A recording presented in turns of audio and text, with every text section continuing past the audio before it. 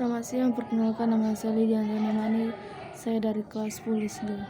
Kali ini saya akan menjelaskan teori pembentukan bumi. Teori pembentukan bumi sebagai berbagai teori yang menjadi penjelasan asal-usul terbentuknya bumi.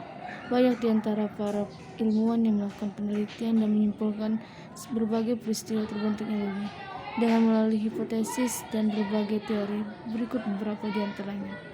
Teori geologis Louis Leclerc. Pada tahun 1778, dua ahli ilmu alam yaitu Louis Leclerc, Francis Georges, dan Comte de Buffon mengemukakan bahwa dahulu terjadi suatu tumbuhan antara sebuah komet dan matahari yang kemudian menyebabkan sebagian massa dari matahari terpental ke area luar hingga terbentuklah suatu planet. 2. Teori Laplace. Teori pembentukan bumi Laplace dikemukakan oleh seorang ahli matematika dan astronomi Prancis, Pierre-Simon Marquis de Laplace, pada tahun 1796, yang menyatakan bumi terbentuk dari gugusan gas panas yang berputar pada sumbunya. Kemudian terbentuk cincin-cincin. Sebagian cincin ini kemudian terlempar keluar dan terus berputar hingga kemudian mengalami pendinginan, hingga pada akhirnya terbentuklah gumpalan-gumpalan bola yang menjadi planet termasuk bumi. Ketiga, teori planetesimal hipotesis.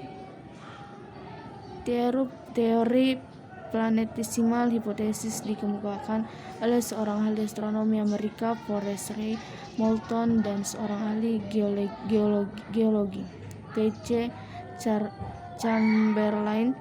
Keduanya berpendapat matahari terdiri dari gas dengan massa besar hingga kemudian didekati oleh bintang lain yang melintasi dengan kecepatan tinggi di area sekitar matahari.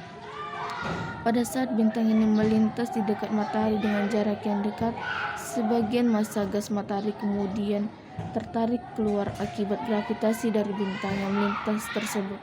Sebagian dari massa gas ini berputar mengelilingi matahari karena gravitasinya, sementara sebagian lainnya tertarik keluar lintasan bintang.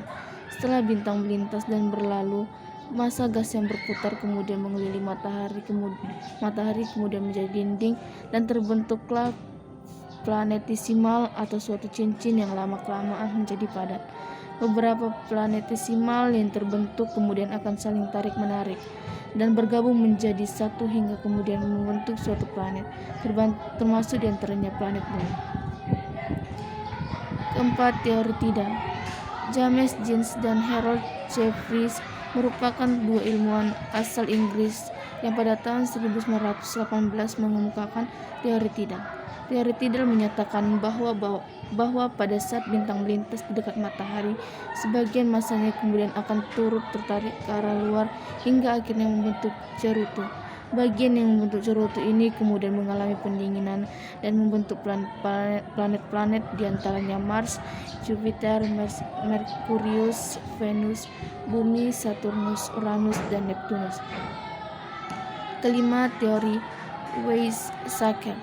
Carl Friedrich von Weizsäcker yang juga merupakan seorang ahli astronomi Jerman mengemukakan tata surya pada mulanya terdiri dari matahari yang dikelilingi oleh massa berbentuk kabut gas. Teori ini dikemukakan pada tahun 1940. Sebagian besar massa kabut ini sendiri terdiri atas unsur ringan diantaranya hidrogen dan helium. Karena panas matahari yang sangat tinggi, kemudian unsur ringan tersebut menguap ke angkasa tata surya, sementara unsur yang lebih berat kemudian tertinggal dan menggumpal. Ini kemudian akan menarik unsur lain di suatu tata surya angkasa serta selanjutnya berevolusi membentuk berbagai planet, termasuk diantaranya adalah bumi. Keenam, teori Kuiper.